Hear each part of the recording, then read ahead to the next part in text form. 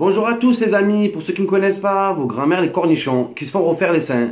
Les amis, sujet de la vidéo, oh là, Eni Mohamed, validé par Hatem Ben Arfa. Hatem Ben Arfa en personne, les amis, a partagé ma vidéo, celle où je fais confession intime. Mais excusez-moi les amis, quand j'ai vu sa première vidéo, oh là, la vie de ma mère, c'est vrai qu'à la fin de la vidéo, j'ai pleuré, je l'avoue, moi aussi j'ai pleuré, mais j'ai pleuré de rire, voilà. Le mec, c'était Vie ma vie, Pascal le grand frère, fallait lui appeler Nasser la grande sœur, voilà. Le mec, je suis désolé, il avait besoin de réconfort. Je n'ai pas reconnu Hatem Ben Arfa. Quand il a dit je vais publier une vidéo avec Ner, je vais publier une vidéo sans tabou, je vais tout dire et tout, je m'attendais pas à voir un mec avec des lunettes de vue au bord d'un lac. Oh là, je m'attendais pas à voir ça. Voilà, je m'attendais plus à voir Hatem Ben Arfa qui est là. Qu'est-ce qu'il y a? Je vous baisse tous. Je gagne 900 000 € par mois. Et d'où le problème? Je suis le patron, je suis le meilleur joueur de tous les temps. Parce que Hatem Ben Arfa n'a pas besoin de faire le Calimero comme ça. Il n'a pas besoin. C'est un génie. Et on le sait tous. Voilà, on le sait tous. Donc c'est pour ça que moi, j'ai fait cette parodie que Hatem Ben Arfa a reposté. Il a reposté en marquant bien joué, Eni Mohamed. Il a cité mon nom, Eni Mohamed. Et là, tu as la colère des Parisiens. Excusez-moi, la colère des youtubeurs parisiens, youtubeurs en carton, qui n'ont pas d'humour. Oh là, ils ont un humour des années NTM, des années 30. Oh là, je suis désolé, c'est la vérité. Donc, tu as la colère des youtubeurs parisiens. Tu partages Eni Mohamed, tu ne partages pas nous, et nanani. Est-ce que c'est de ma faute si vous n'avez pas d'humour? Est-ce que c'est de ma faute s'il a pris ma vidéo, il a regardé et il a rigolé? C'est pas de ma faute. Oh, Ben Arfa, c'est un mec comme tout le monde, c'est un être humain, voilà. S'il a envie de rigoler, il rigole. Bon, j'avoue, c'est surréaliste. On n'a jamais vu un joueur de foot mettre une vidéo d'un humoriste, entre guillemets, sur Instagram ou quoi. C'est du jamais vu. Mais je comprends pas la colère des Parisiens. Des Parisiens, voilà. Vos grands-mères, les Parisiens qui jouent à Paris en sport. Non, mais je suis désolé.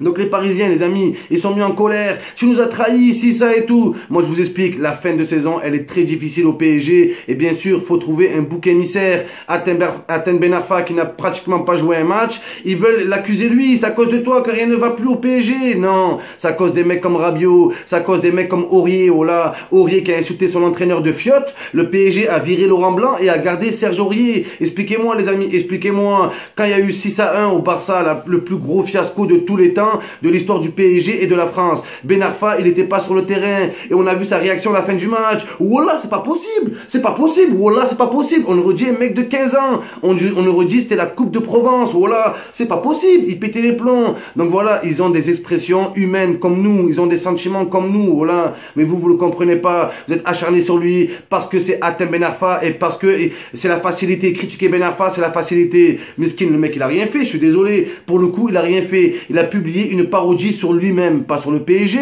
mais sur lui-même. Dedans, il y avait zéro gros mot, zéro insulte envers le PSG. Bande de fous, je comprends pas, moi. Je comprends pas. J'ai l'impression que plus on va vers la liberté d'expression avec les réseaux sociaux, et moins on est dans la liberté d'expression, en fait. Voilà. Plus il y a de liberté d'expression, et plus il y a de censure. Je comprends pas. Sur la vie de ma mère, 2 poids, 2 mesures. Rabiot du matin au soir qui chambre toutes les équipes adverses et qui se prend la honte en match retour. Personne ne dit rien. Aurier qui sait même pas faire ses lacets. Même Franklin sait faire ses lacets et compter 2 par 2, voilà, et même pas sûr que Aurier c'est compté 2 par 2. Donc voilà, je suis désolé au bout d'un moment. Et vous acharnez sur qui? Sur Hatem Ben Arfa, parce qu'il a publié une parodie d'un supporter marseillais. Ça s'appelle de l'autodérision. Est-ce que vous connaissez ça? C'est le meilleur des humours, voilà. Il n'y a pas que Hatem Ben Arfa qui fait de l'autodérision. C'était une manière de vous dire, d'accord, vous vous foutez tous de ma gueule. Après sa vidéo, il a eu plein de retours, les gens se sont moqués de lui. C'est quoi cette musique triste? Pourquoi tu fais le Calimero? C'était une manière de vous dire, voilà, vous vous foutez de ma gueule, et ben moi-même je me fous de ma gueule. Ça prouve qu'il a mûri, voilà. Et vous, au lieu d'être content, tout le temps vous acharnez sur lui et part du PSG, repart jouer à l'OM.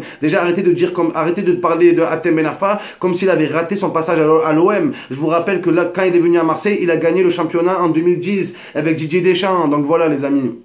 Voilà, donc les Parisiens, l'autodérision, apparemment, ils savent pas ce que c'est. Nous, à Marseille, on connaît. Moi, quand j'ai fait la publication, si le PSG gagne contre le Barça, je suce tous les sboops de Paname, d'accord? J'ai perdu mon pari. J'aurais pu supprimer la photo. J'ai laissé 1000 partages, 2000 partages, 3000 partages. C'est monté jusqu'à 8000 partages. Au fond, je m'en foutais. Ça restait de l'humour, d'accord? Ça restait de l'humour. Est-ce que j'ai sucé quelqu'un au final? Non. Donc voilà. Donc c'était de l'autodérision. Quand les joueurs de l'OM, quand Payet arrive à Marseille et que pour le bisoutage, il doit chanter une musique de Booba, Booba. Vous croyez que les Marseillais, ils ont dit, ouais, pourquoi tu chantes une musique de Booba alors qu'il a insulté l'OM? Non, c'est de l'autodérision. Mais ça, vous connaissez pas ça. À Paris, ils connaissent que la dérision. Voilà. Il suffit qu'un Parisien, au hasard, il fasse une blague sur l'OM. Tous les Parisiens, ouais, t'es marrant. Même si c'est la blague la plus nulle du monde, ouais, t'es marrant, on te valide. Voilà. C'est pour ça qu'il y a de plus en plus de youtubeurs à 2 balles qui percent sur YouTube et sur Internet. Donc voilà, les amis. Moi, je comprends pas cet acharnement sur Hatem Ben Arfa, c'est juste de la jalousie, la vie de ma mère. J'ai encore été titré dans le Parisien. Comment vous expliquer qu'un Marseillais, un paysan comme ils les appellent, ça fait la 3e fois en moins d'1 an que je suis dans le Parisien. Désolé si vous êtes nuls, voilà, excusez-moi.